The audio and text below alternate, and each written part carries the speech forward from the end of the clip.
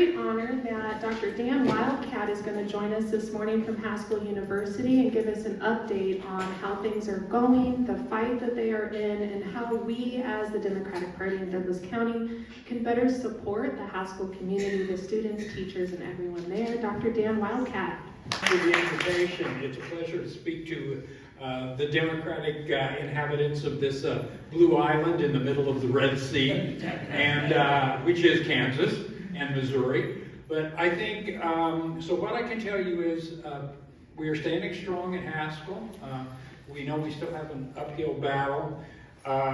So in spite of the federal court ruling that, all of the federal employees that were fired in the February 14th purge should be rehired. We haven't heard anything official from BIE that will happen, and obviously, that will probably be appealed by the administration to the Supreme Court, and that, I don't know what that will mean, but I have a good hunch. Anyway, so we're still letting people know that the number one goal is to ensure that those staff members that were not able to come back to work, we did bring back 14. Mostly faculty, but some student support staff. Last week, they were brought back on and are going to receive back pay to the time of termination. That's good news. But we still got Anything from the Haskell Foundation? No, that is, they were rehired on federal dollars. Yes. And and so this is the good part of the story is that everyone who was sending in phone calls, messages to our congressional delegation, I really think it was a full court press that made that successful. It was the community, it was our alumni, it was our Board of Regents, it was tribal leaders, and it was also, the tireless work of our president, who many of you probably have never met him, Frank Arpen. He's very busy right now.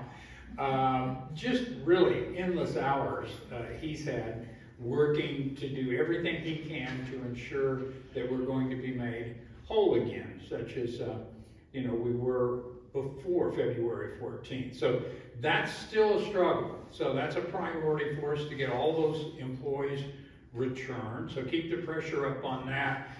We also now are waiting to hear what the plans are for a reduction in force action at Haskell. This is on top of what happened February 14th. Trump has ordered every department in the United States federal government to put a RIF plan in place, a reduction in force action, which is kind of strange because those are usually precipitated by budget crises, and we do not have a budget crisis. Haskell is forward funding. We're one of the few. We worked mightily for about 10 years to get forward funded. So we are good through September 30th for FY25. That's when the federal year ends. We received our money up front.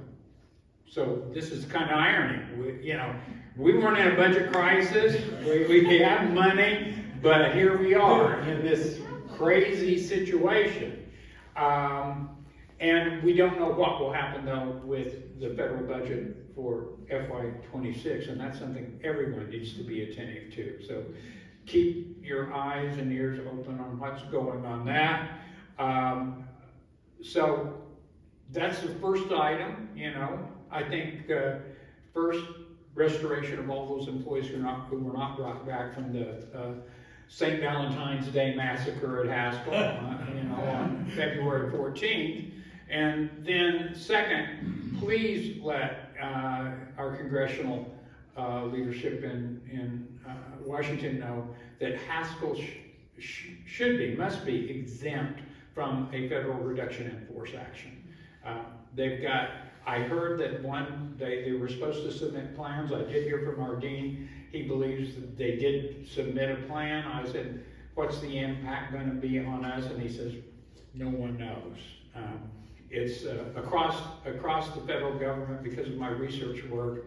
I talk to people, you know, EPA, NOAA, National Research Institutions like NCAR, and the hits they are taking to personnel now are unbelievable.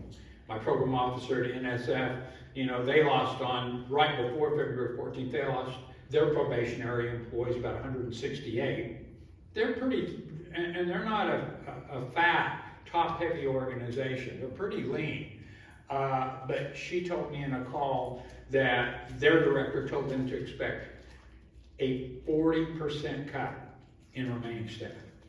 This is just horrific. I mean, and then what's happening with NOAA, and my friends at NOAA say, you won't believe the people that are getting hired as we get ready to go into tornado season and hurricane season. They are terminating weather forecasters, people who do storm analysis. It's just insane, you know, what's happening.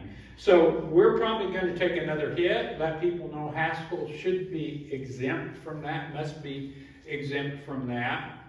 And then, you know, just the big picture, the biggest thing that you can all do is we got to make sure we have a blue wave that covers the United States in the midterm. I shudder to think of what's going to happen if that does not happen. And so we've got to do everything we can to stand together to make that happen. So I think there's just a lot going on. And to be honest, no one can tell you what's going to happen the next day. That's how crazy it is.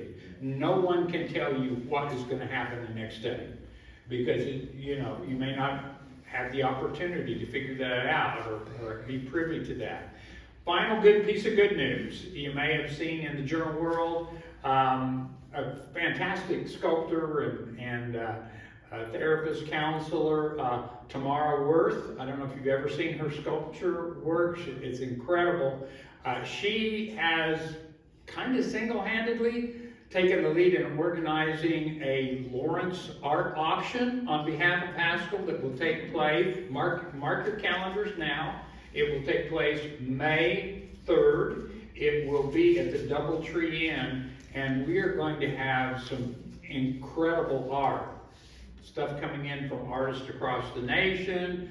All of our Lawrence artists are making contributions, and I'm really excited about that. That's going to be a fun event. So it's going to be at the Doubletree Inn. It's going to be May 3rd, and we'll probably have two parts. The early part will be kind of one of the, you know, silent auction for smaller pieces, but we're going to have major pieces, which probably the auction, the starting price for auction will be, you know, $10K and above. I mean, we've got some incredible art that's going to be gifted to us.